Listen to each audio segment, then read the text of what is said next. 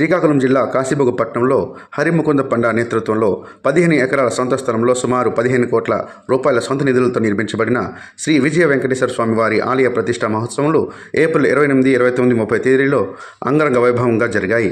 బ్రహ్మశ్రీ అంపోల్ రుద్రకోటేశ్వర శర్మ ఆధ్వర్యంలో ఈ ప్రతిష్టా మహోత్సవంలో నిర్వహించారు. వేలాది మంది భక్తులు శ్రీదేవి భూదేవి సమేత శ్రీ విజయ వెంకటేశ్వర స్వామి వారిని దర్శించుకున్నారు. వి అనిల్ కుమార్, స్ఫూర్తి న్యూస్, పలాస.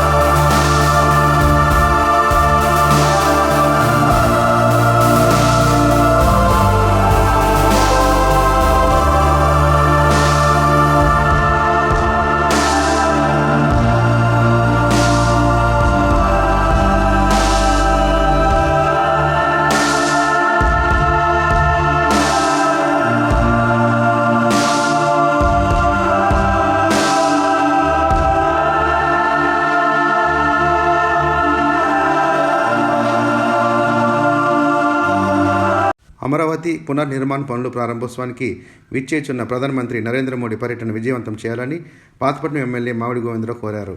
గోవిందరావు ఆధ్వర్యంలో 5 మండలాలకు చెందిన కూటమి నాయకులు, కార్యకర్తలు, అభిమానులు 10 బస్సుల్లో భారీగా అమరావతి బయలుదేరి వెళ్లారు. ఈ బస్సులను ఎమ్మెల్యే గోవిందరావు జెండా ఊపి ప్రారంభించారు. బాలకృష్ణ పట్నాయక్, పాతపట్నం, స్ఫూర్తి న్యూస్.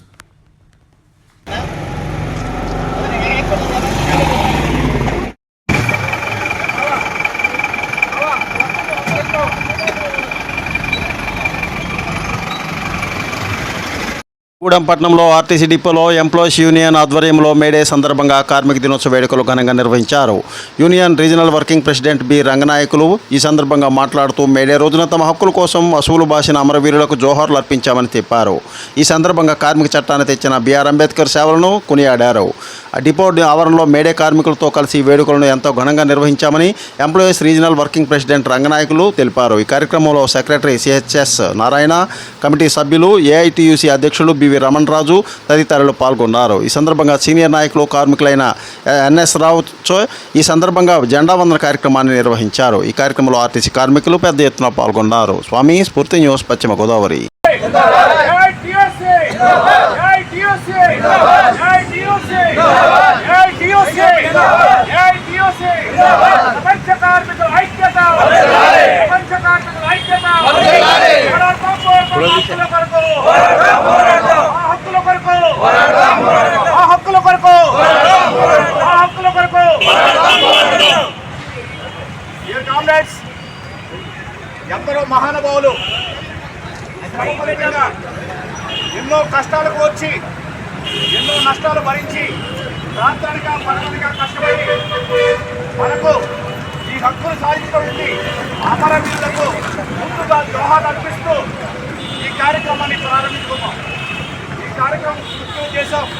గతంలో మనకి కార్మికులు 14 రోజులు చేస్తే కానీ ఒక ఆపు వచ్చేది కాదు. అలాంటిది 8 రోజులు 6 రోజుల తర్వాత ఒక ఆపు ఇవ్వడం ఈ కార్మిక చట్టం ప్రకారంగా మనం సాధిస్తున్న విజయం. గతంలో ఆర్టీసీ చూసుకుంటే 15 రోజులైనా సరే ఒక ఆపు వచ్చేది కాదు, ఒక సంఘం ఉండేది కాదు. తర్వాత 65లో అంబేద్కర్ గారు కార్మిక మంత్రి అయిన తర్వాత మనకి కొన్ని చట్టాలు చేసి మనకి కొన్ని హక్కులు కల్పించి సమాన వేతనం సమాన బడ్జెట్ కల్పించి స్త్రీలకు కూడా సమాన వేతనం కల్పించి మన కార్మిక సంఘాలను ఏర్పాటు చేసి మన సమస్యలను మేనేజ్మెంట్కు తెలియజేసుకునే హక్కుని మనకి ప్రసాదించారు.